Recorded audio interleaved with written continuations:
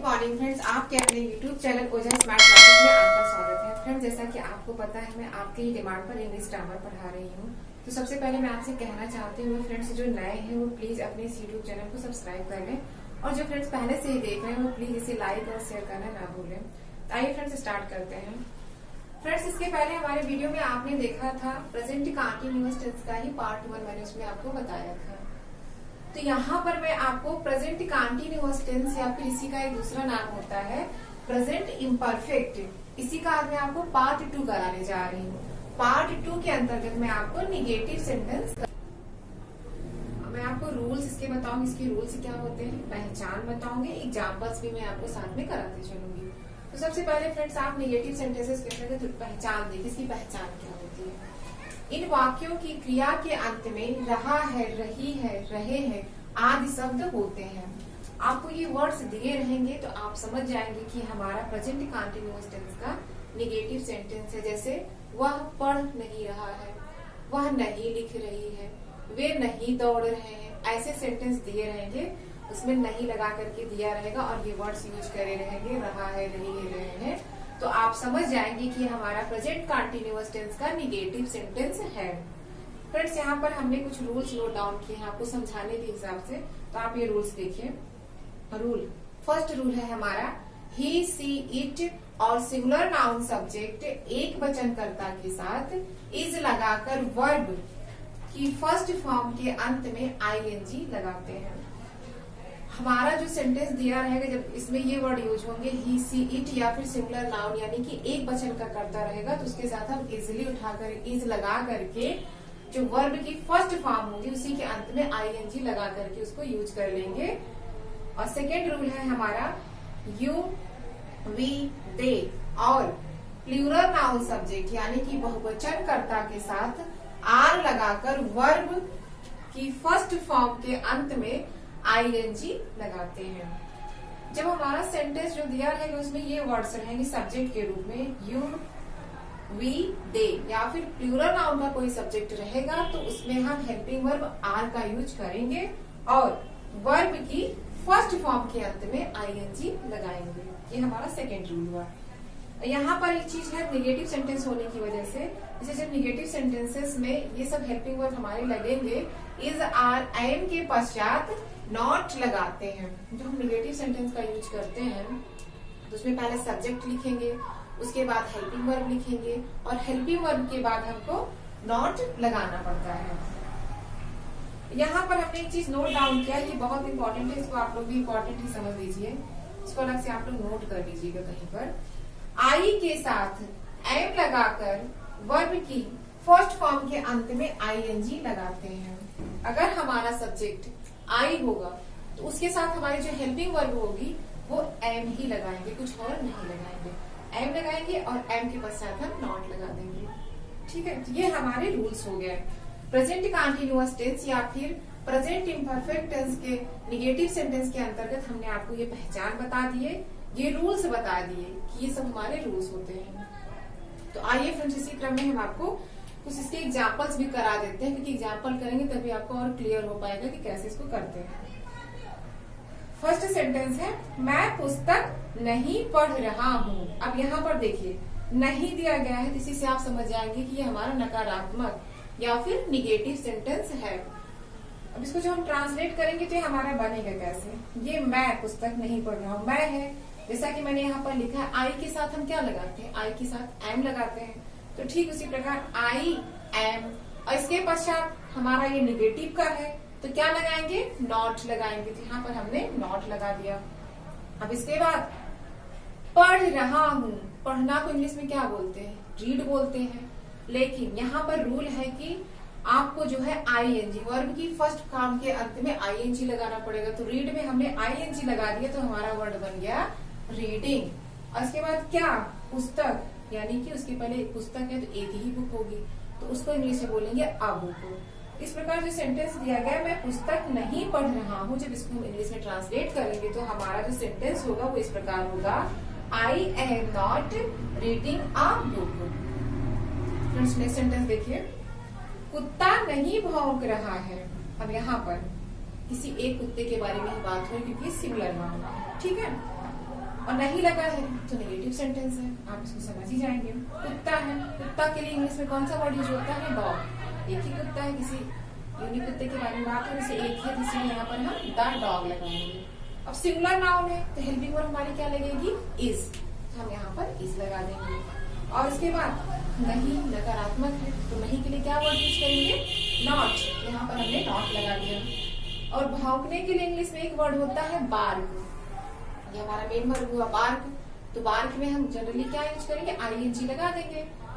ING हमने लगा दिया तो ये बना बार्किंग। इस प्रकार जो सेंटेंस दिया गया है कुत्ता नहीं भौंक रहा है, उसको जब इंग्लिश में ट्रांसलेट करेंगे तो चपरासी घंटी नहीं बजा रहा है। ठीक है, यहाँ पर हमारा जो सब्जेक्ट है वो है चपरासी। चपरासी को इंग्लिश में क्या बोलते हैं? पियून।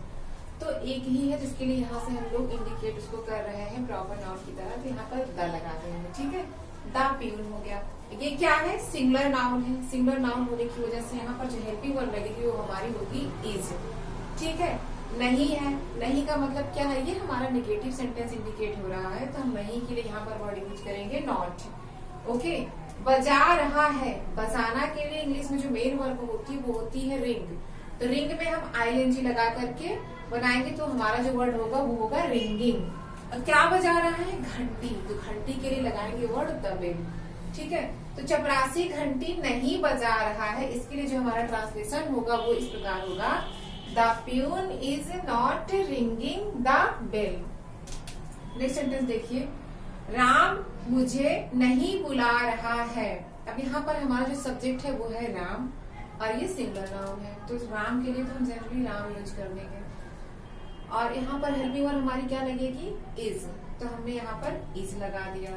ठीक है, अब नहीं, नहीं के लिए इंग्लिश में जो वर्ड यूज करते हैं वो होता है नॉट। नेगेटिव का सेंटेंस है, यहाँ पर हमने नॉट लगा दिया। बुला रहा है, बुलाने को इंग्लिश में क्या बोलते हैं? कॉल।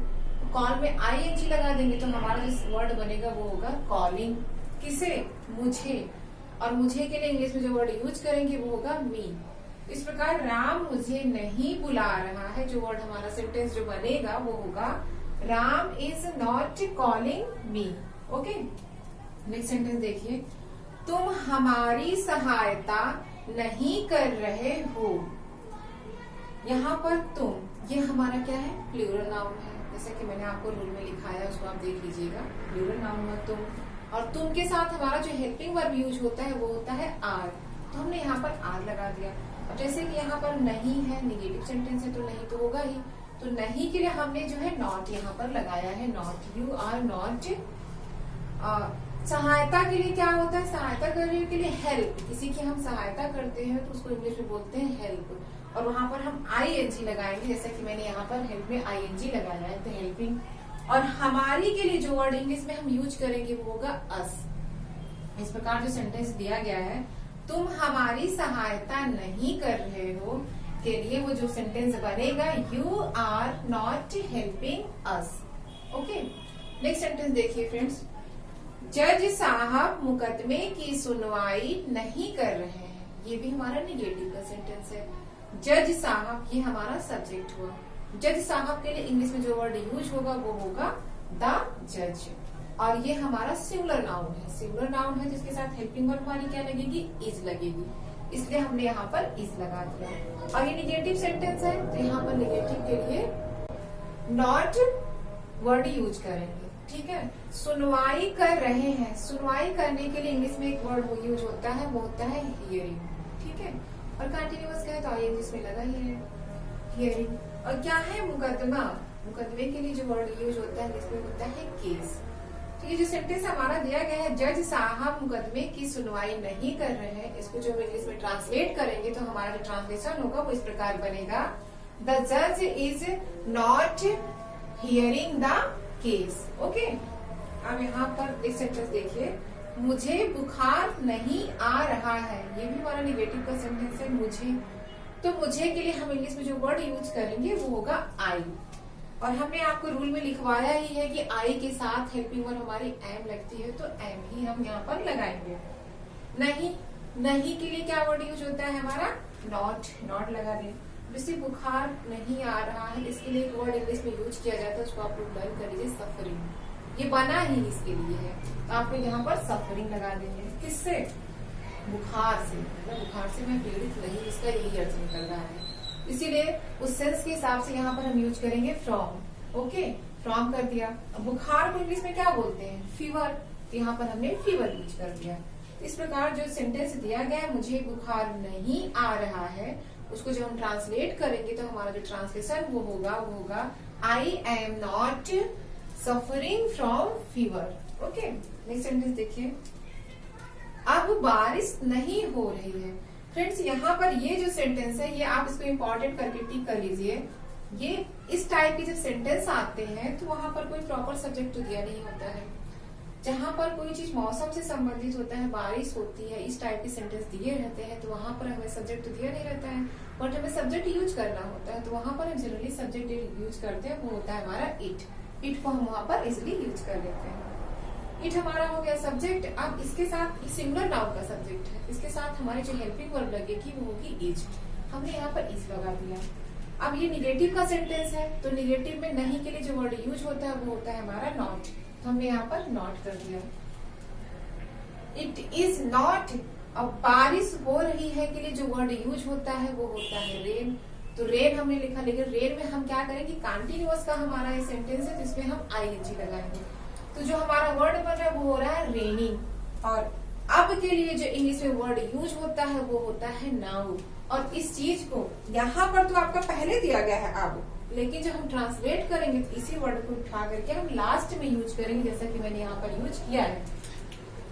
तो इस प्रकार जो हमारा सेंटेंस है, अब बारिश नहीं हो रही है, ये ऐसे इंग्लिश में ट्रांसलेट होगा, it is not raining now. और ये मोस्ट इंपॉर्टेंट है, ज्यादातर बच्चे इस प्रकार के सेंटेंस में कंफ्यूज हो जाते हैं। नेक्स्ट सेंटेंस देखिए फ्रेंड्स, पिताजी मंदिर नहीं जा रहे हैं। यहाँ पर हमारा सब्जेक्ट क्या है? पिताजी। पिताजी को इंग्लिश में बोलते हैं फादर। और ये क्या है हमारा? ये सिंगुलर नाउन है, तो फादर मैंने लिख दिया। और सिंगुलर नाउन के साथ हमारा जो हेल्पिंग वर्ब कौन सा यूज होता है? इज। तो हमने इज लगा दिया। अब ये निगेटिव है, नहीं, तो नहीं के लिए इंग्लिश में जो वर्ड यूज करते हैं वो हमारा होता है नॉट।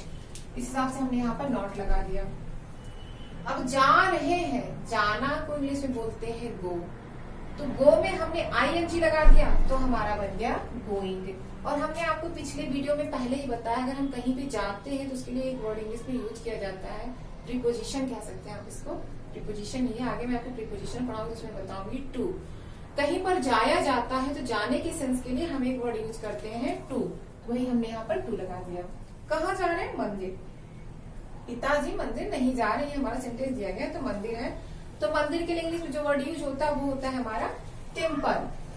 तो जो सेंटेंस दिया गया है, पिताजी मंदिर नहीं जा रहे हैं, जब इसको हम ट्रांसलेट करेंगे तो हमारा जो ट्रांसलेशन होगा वो इस प्रकार होगा, father is not going to temple. Okay, next sentence देखिए फ्रेंड्स, मैं आम नहीं खा रहा हूँ। यहाँ पर आपको जो नोट करके हमने रूल लिखा है, तो ये वही वाला सेंटेंस है। आई, मैं को इंग्लिश में क्या बोलते हैं? माई। तो हमने यहाँ पर मैं के लिए आई यहाँ पर यूज कर दिया। इसके साथ हेल्पिंग वर्ब हमारी कौन सी लगती है? एम। तो मैंने यहाँ पर एम यूज कर दिया। अब ये निगेटिव है, नहीं, तो नहीं के लिए इंग्लिश में जो वर्ड यूज होता है वो होता है नॉट।